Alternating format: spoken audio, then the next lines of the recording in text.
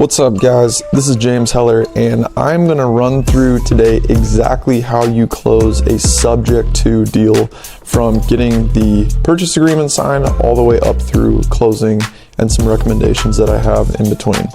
So step one is having your seller sign a purchase agreement that outlines the terms of the subject to deal and also a subject to addendum that explains very explicitly that you are not paying off the mortgage as part of this transaction, and basically is sort of a CYA document that reduces some of the liability of doing a subject to purchase.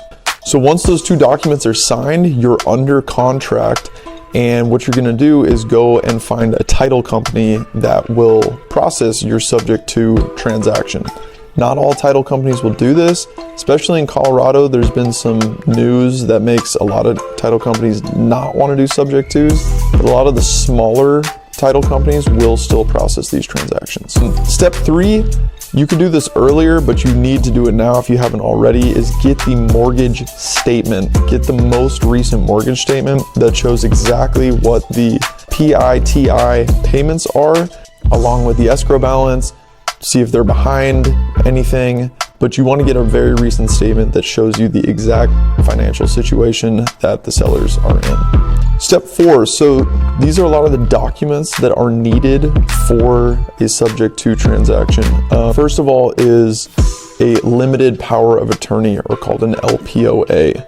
This will contain basically an approval for us to speak on behalf of the seller to their mortgage broker, to their lender, and will include their social security number, their full name, full legal name, their new address wherever they're heading to, and all the contact information, because there are chances that you may have to be in touch with this person somewhere down the road. It's just good to collect all that stuff while you're talking with them. So LPOA is the first thing. Trust documents. I highly recommend that you close in a trust because it offers some benefits like anonymity, and it's just a little bit easier. You might be able to find a title company that won't record the sale publicly, which is nice because for subject to, you don't always want the lender to know that you've closed on the property. So that can be a big benefit, but we typically close in a trust that can be structured a few different ways, but I'll get into that some other time. Get their mortgage portal login info.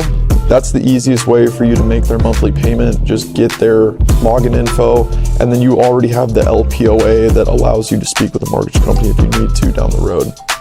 And then finally is you'll have to cancel their insurance policy, and you'll have to get your own policy on the property, which is probably going to be a landlord insurance policy. So I would begin your policy before closing, have them cancel their policy basically on the day that you close, and have your inception date be the day that you close.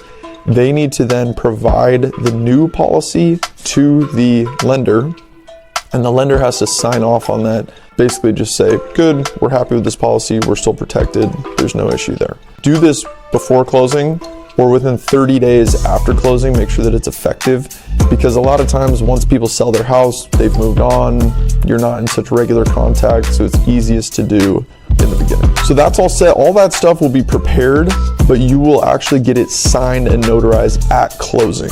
So all that stuff gets signed and notarized at closing. Finally, you want to get a servicing company in place. That's the company that will actually make the payments each month.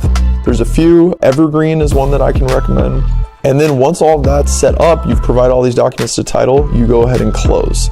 And then there's three things that you can do. You can either buy it yourself, wrap it to an end buyer, or assign it to somebody. Those are your three exit strategies. That we'll cover in another video, but that is the process from start to finish, a subject to transaction.